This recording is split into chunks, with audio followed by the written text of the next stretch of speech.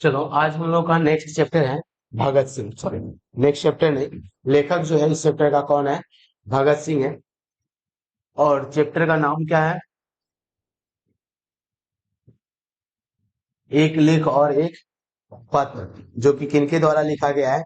भगत सिंह के द्वारा लिखा गया है। ठीक है। और सबसे पहले हम लोग भगत सिंह का परिचय जान लेंगे।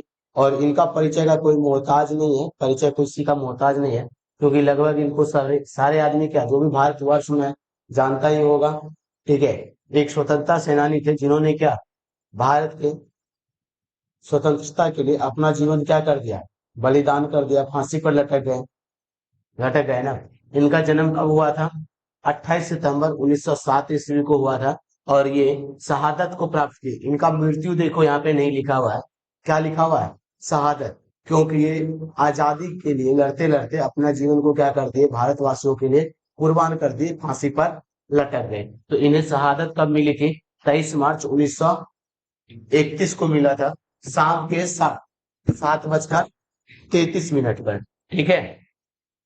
लाहौर षड्यंत्र केस में फांसी इनको मिला था। किसमें मिला था फांसी? फांसी की सजा लाहौर षड्यंत्र केस में इनको फांसी की सजा सुनाई गई थी। ठीक है। अब देखो जन्म स्थान इनका कहाँ पर है? बंगाचक, गली नंबर 105, गुरेरा ब्रांच, वर्तमान लावलपुर, पाकिस्तान। ठीक है। वर्तमान में ये जगह जो है कहाँ चला गया है? पाकिस्तान के अंदर चला गया है। ठीक है। पैतृक गांव खटकर कला, पंजाब। ठीक है। खटकर कला, पंजाब जो है, यहाँ पर इनके पिता जी का निवास स्थान था। मतलब माता पिता सब यहीं पे रहते थे, तो मतलब वो पिता का गांव हो गया। ठीक है। जहाँ पे कौन रहे, माता पिता दादा दादी ये सब रहे, तो वो क्या कहलाता है? पैतृक गांव कहलाता है।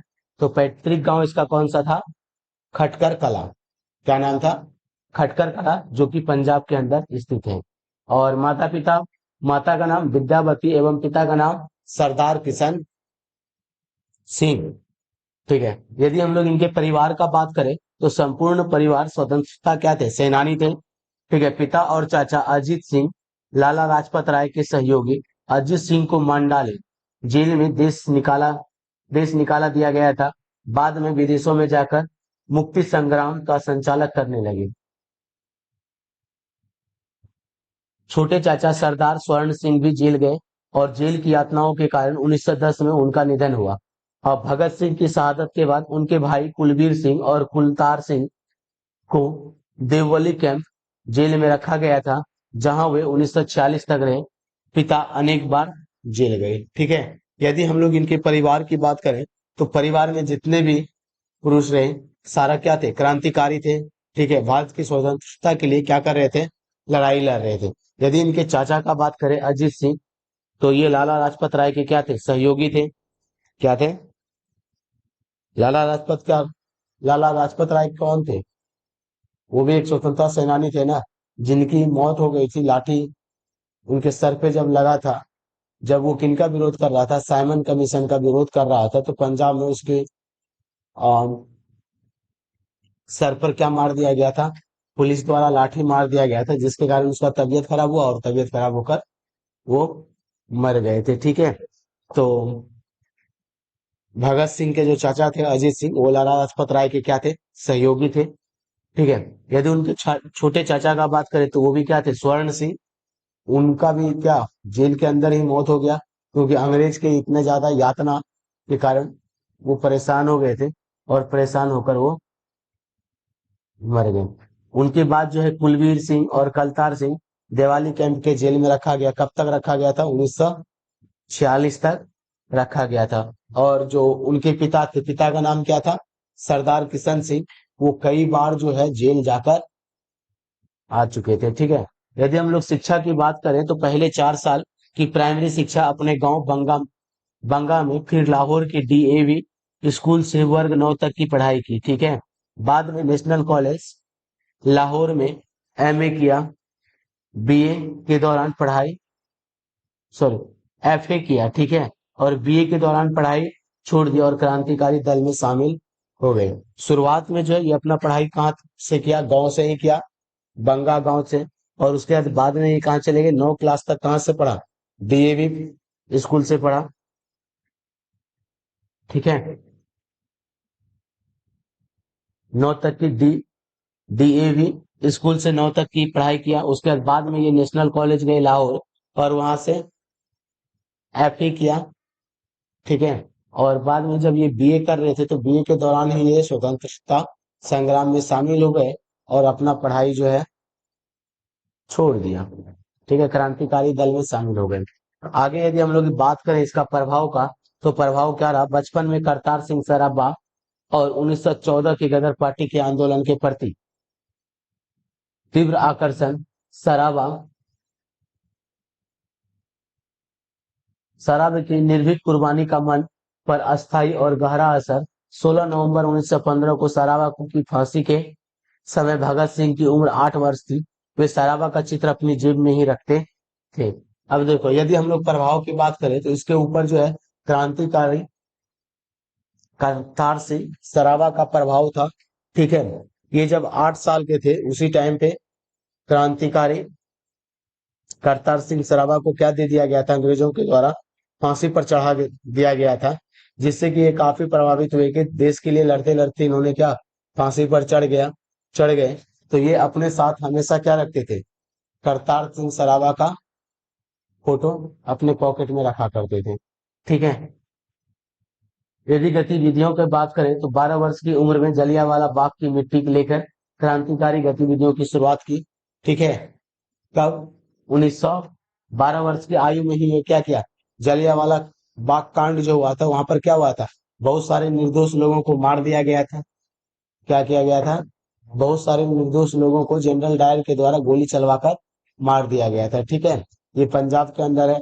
आज भी वहां का खून मिट्टी क्या है, लाल है। ठीक है, तो जब ये 12 वर्ष के थे तो उसी टाइम पर ये क्या किए थे, जलियांवाला बाग का दौरा किया था, और वहां का जो मिट्टी है अपने पॉकेट में रखा, हाथ में लिया और सौगंध खाया कि हम क्या करेंगे, अपने देश के लिए लड़ेंगे और अपने देश को अंग्रेज से क्या करवाएंगे, आजादी दिलवाएंगे। ठीक है, अब देखो 1922 में चौरी चौरा कांड के बाद 15 वर्ष की उम्र में कांग्रेस और महात्मा गांधी से मोह भंग। ठीक है, 1923 में पढ़ाई और घर छोड़कर कानपुर गणेश शंकर विद्यार्थी के पत्र प्रताप से सेवाएं दी। अब देखो क्या बोला गया यहाँ पे, 1922 ईस्वी में क्या होता है, चौरी चौरा कांड होता है। ठीक है, चौरी चौरा कांड जो होता है ये मतलब कि वहां पे चंद्रशेखर आजाद, ठीक है, भगत सिंह, ये सब मिलकर करते हैं। ठीक है, जब मिलकर करते हैं तो यहाँ पे जो है भगत सिंह जो कि पहले गांधी जी से प्रभावित थे, अब वो गांधी जी से प्रभावित क्या हो गया, उसका प्रभाव खत्म हो गया कि हम लोग शांति के तौर तरीके से चलकर आजादी ले सकते हैं। तो लेकिन गांधी जी क्या करते हैं, 1922 ईस्वी में अपना जो आंदोलन है शायद 1923 ईस्वी में वापस ले लेता है। जब वापस लेते हैं वो, तो जो चौरी चौरा कांड हुआ था उनसे ये क्या हो जाता है, काफी प्रभावित हो जाता है, और ये भी शायद उसमें शामिल थे चौरी चौरा कांड में। और उनके बाद जो है आ,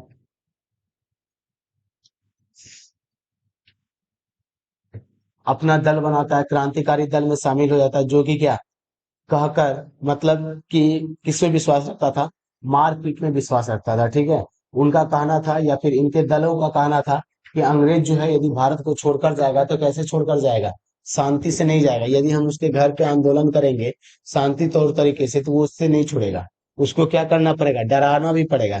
यदि हम लोग जब मारेंगे पीटेंगे तो वो डर से भी क्या होगा, छोड़ेगा, या फिर आना क्या करेगा, बंद करेगा भारत के अंदर, अंग्रेज नहीं आएगा। जिसके कारण भगत सिंह, चंद्रशेखर आजाद, ये सब क्या करते हैं, गरम दल के नेता भी कहलाते हैं। ठीक है, क्योंकि ये लोग मारपीट पर क्या, अहिंसा पर विश्वास रखते थे कि अहिंसा के माध्यम से ही किसको, अंग्रेजों को भारत से निकाला जा सकता है। ठीक है, चौरी चौरा कांड के बाद 15 वर्ष की उम्र में कांग्रेस और महात्मा गांधी से क्या हो गया, इनका मोह भंग हो गया था, और 1923 में पढ़ाई छोड़कर क्या हो गए हैं ये, और घर भी छोड़कर कानपुर गणेश शंकर विद्यार्थी के पत्र प्रताप से सेवाएं दी। और 1926 में अपने नेतृत्व में पंजाब में नौजवान भारत सभा का क्या किया, गठन किया। ठीक है। 1926 में क्या किया, अपने दम पर, अपने बलबूते पर इन्होंने पंजाब के अंदर नौजवान भारत सभा का क्या किया, गठन किया, और आगे चलकर जिसकी शाखाएं विभिन्न शहरों में स्थापित की गई। 1928 से 31 तक चंद्रशेखर आजाद के साथ मिलकर हिंदुस्तान समाजवादी प्रजातांत्रिक संघ का क्या किया, गठन किया, और क्रांतिकारी आंदोलन सघन रूप से छेड़ दिया। ठीक है। 8 अप्रैल 1929 को बटुकेश्वर दत्त और राजगुरु के साथ केंद्रीय असेंबली में बम फेंका और गिरफ्तार हो गए। ठीक है। किसके साथ जाकर ये बम फेंका था, केंद्रीय असेंबली मतलब सेंट्रल असेंबली जो है, वहां पर जाकर ये क्या करता है, बम मार देता है, जहां पर नेता सब बैठकर क्या करता है, मीटिंग सीटिंग करता है ना, जो कानून कानून बनाता है वहां पर। कौन कौन था इनके साथ में, राजगुरु थे और बुटकेश्वर नाथ थे, बुटकेश्वर दत्त थे। ठीक है। ये तीनों मिलकर क्या करते हैं, बम फेंकते हैं किसमें, असेंबली में। और जब असेंबली में बम फेंका जाता है तो उनके बाद ये लोग अपना गिरफ्तारी खुद दे देते हैं, भागते नहीं है। क्यों दे देते हैं अपना गिरफ्तारी, क्योंकि इन्हें लगा कि जब हम अपना गिरफ्तारी करेंगे तभी लोगों में क्या आएगा, जागरूकता आएगा कि भगत सिंह क्या हो चुका है, बम फेंकने के कारण गिरफ्तार हो चुका है। और लोग जो है उग्र तरीके से किसका विरोध करेंगे, अंग्रेजों का विरोध करेंगे। और जब अंग्रेजों का विरोध होगा तो अंग्रेज को भारत छोड़ना पड़ेगा। ठीक है। तो ये सोचकर इन्होंने बम मारा था। अब देखो पहली गिरफ्तारी इनका कब हुआ था, अक्टूबर 1926 के दशहरा मेले में हुए बम विस्फोट के कारण हुई थी। ठीक है। दशहरा मेला में इन्होंने क्या कर दिया था, बम विस्फोट कर दिया था। कब, अक्टूबर 1926 में। कारण मई 1927 में हुई। ठीक है। और इसका गिरफ्तारी कब हुआ था, मई 1927 में, एक साल बाद। अब देखो कृतियां की यदि हम लोग बात करें तो पंजाब की भाषा तथा लिपि की समस्या, हिंदी में 1924 में इन्होंने लिखा। विश्व प्रेम कलकत्ता में, मतवाला 1924 में प्रकाशित हिंदी लेख। ठीक है। युवक मतवाला 1924 में प्रकाशित हिंदी लेख।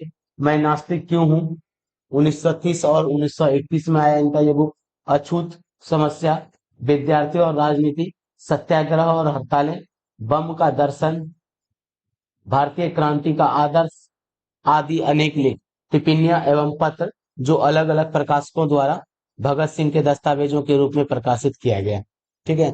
बहुत सारा पत्र तत्र ये सब लिखा गया जो कि समय समय पर अलग अलग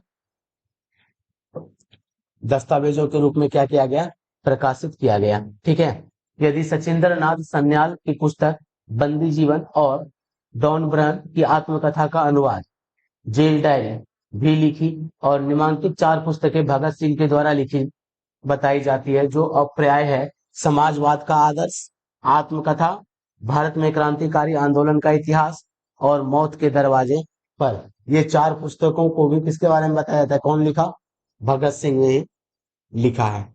ठीक है। कौन कौन सा पुस्तक, समाजवाद का आदर्श, आत्मकथा, भारत में क्रांतिकारी आंदोलन का इतिहास, और मौत के दरवाजे पर। ठीक है। ये 4 किताब भी किसके बारे में बताया गया, भगत सिंह द्वारा लिखा गया। ठीक है। मैं नास्तिक क्यों हूँ, ये जो है किसके, भगत सिंह का। ये बहुत ही प्रसिद्ध किताब है। ठीक है। ये तुम्हारा क्वेश्चन भी पूछा जाता है ज्यादातर, जैसे कि मैं नास्तिक क्यों हूं और इसका लेखक कौन है, तो क्या बताएगा, भगत सिंह बताएगा। ठीक है। अब देखो कुछ यहाँ पे जो पंक्ति है, ये जो लिखा है, कुछ पंक्ति है उसको हम लोग पढ़ लेते हैं। वे मृत सरित नवयुवकों के, वे शहीद जो झूल गए फांसी के फंदे से, वे दिल जो छलनी हो गए भूरे शीशे से, सर्द और निसंद जो वे लगते हैं जीवित हैं, और कहीं और बाधित ऊंच के साथ वे जीवित हैं अन्न युवा जन्मे, ओ राजाओं वे जीवित हैं अन्न बंधु जन्मे, फिर से तुम्हें चुनौती देने को तैयार, वे पवित्र हो गए मृत्यु से शिक्षित और समुन्नत। ठीक है। अब देखो यहाँ पे भगत सिंह के लिए लिखा गया है कि युवाओं को जागृत करने के लिए, जो उस समय में जो लड़के थे, ठीक है, जो युवा वर्ग था, उनको जागृत करने के लिए ये कविता लिखा गया और बोला गया कि जो भगत सिंह जो है ना वो मरे नहीं है, ठीक है ना, वो दूसरी दुनिया में चले गए हैं, ठीक है। बस अपना शरीर को क्या किया है, त्याग करके दूसरी दुनिया में क्या हो गए, चले गए। और उनका विचारधारा जो है वो कभी मरने वाला नहीं है। वो विचारधारा जो है वो क्या हो चुका है, अमर हो चुका है, ठीक है। वे पवित्र हो गए मृत्यु से, शिक्षित सन्मुख। वे जो है मृत्यु पाकर भी क्या हो गया है, पवित्र हो गया है, ठीक है। उनको मृत्यु भी मार नहीं सकता या फिर हरा नहीं सकता। उनका शरीर सिर्फ छीना जा सकता है, लेकिन उनके विचार जो है वो छीना नहीं जा सकता। और आज भी जो लोग हैं उनके विचारों को क्या करते हैं, अनुसरण करते हैं या नहीं करते हैं। भगत सिंह के राह पर चलने का कोशिश करता है, लेकिन राह बहुत क्या है, कठिन है, तो नहीं चल पाता है लोग। लेकिन हल्का हल्का फिर भी बहुत सा व्यक्ति क्या करते हैं, अनुसरण करते ही रहते हैं। और बहुत सारे लोग जो है इनके बाद भगत सिंह के बाद स्वतंत्रता संग्राम में क्या किए, भाग लिए और लड़ाई लड़े और अंत में भारत को क्या, आजादी दिलवाए, ठीक है। दफन न होते आजादी पर मरने वाले, पैदा करते हैं मुक्ति बीज, फिर भी बीज पैदा करने को, जिसे ले जाती है दूर हवा और फिर बोती है जिसे, पोषित करते हैं वर्षा और जल हिम। ठीक है, देखो क्या बोला गया कि आजादी के जो दीवाने हैं ना उसका कभी भी दफन नहीं किया जाता, ठीक है ना। यदि तुम उसका दफन कर भी देगा तो उसको हवा क्या करता है, उसको एक जगह से दूसरे जगह ले जाता है और वहां पर फिर उनके जैसा युवक को क्या करेगा, पोषित करेगा। और फिर वो क्या होगा, अपनी स्वतंत्रता के लिए फिर से वो लड़ाई लड़ेगा, लड़ेगा या नहीं लड़ेगा। और जब तक उनको स्वतंत्रता नहीं मिलेगी तब तक ये लड़ाई क्या रहेगा, जारी ही रहेगा, रहेगा कि नहीं। तो आजादी के जो दीवाने हैं उसको कभी भी क्या नहीं किया जा सकता, मारा नहीं जा सकता है, ठीक है। क्यों, यदि मार भी दिया तो क्या होगा, उसका बीज जहां जहां पहुंचेगा फिर वहां पर क्या होगा, दूसरा खड़ा हो जाएगा। और जब दूसरा खड़ा होगा तो मतलब वो मरा क्या, नहीं मरा ना। उनका विचार क्या है, आज भी जीवित है, ठीक है। तो स्वतंत्रता सेनानी इस प्रकार के होते थे, मरने के बाद भी क्या, वो अमर हो जाते थे, ठीक है। अमर तो आज भी है। देश मुक्त जो हुई आत्मा उसे न कर सकते विछिन्न, अस्त्र शस्त्र अत्याचारी के, बल्कि हो जाए अजित अजय, रमती धरती पर मर मर करती बतियाती चौकस करती। ठीक है, अभी देखो यहाँ पर क्या बोला गया कि जो स्वतंत्रता सेनानी है ना, जो देशभक्त है, वो देश, उसको कोई मार नहीं सकता, ठीक है ना, ठीक है। बड़े से बड़े अत्याचारी आए, वो हथियार डाले, उनको मारने का कोशिश करे, लेकिन उसको उसका जीवन जो है समाप्त नहीं किया जा सकता, ठीक है। क्योंकि समाप्त करने का कोशिश करेगा फिर से वो क्या होगा, एक को मारेगा दूसरा खड़ा होगा, दूसरा को मारेगा तीसरा खड़ा होगा। क्योंकि ये क्या है, विचारधारा है। विचारधारा को कभी भी समाप्त नहीं किया जा सकता। यदि एक बार विचारधारा उत्पन्न हो गया तो वो विचारधारा जो है क्या होगा, चलता ही जाएगा, चलता ही जाएगा। यदि तुम उसको कितने भी समाप्त करने का कोशिश करेगा तो वो विचारधारा कभी भी समाप्त नहीं होगा, ठीक है। तो सबसे ज्यादा जो महत्वपूर्ण है वो क्या है, विचारधारा उत्पन्न करना, ठीक है। और एक बार हो गई विचारधारा उत्पन्न तो फिर कोई भी विचारधारा को समाप्त नहीं किया जा सकता। ये कौन बोल रहे हैं, वॉल्ट हीटमैन, जो भगत सिंह द्वारा डायरी में से उद्धृत है, ठीक है। ये किसके द्वारा लिखा गया था, भगत सिंह के द्वारा लिखा गया था, ठीक है। और उसी का डायरी को कौन लिखा, वॉल्ट हीटमैन लिखा, प्रकाशित करवाया, ठीक है। इसमें कोई दिक्कत, ये भगत सिंह का परिचय था, अगले दिन इसका कहानी को देखेंगे हम लोग, ठीक है।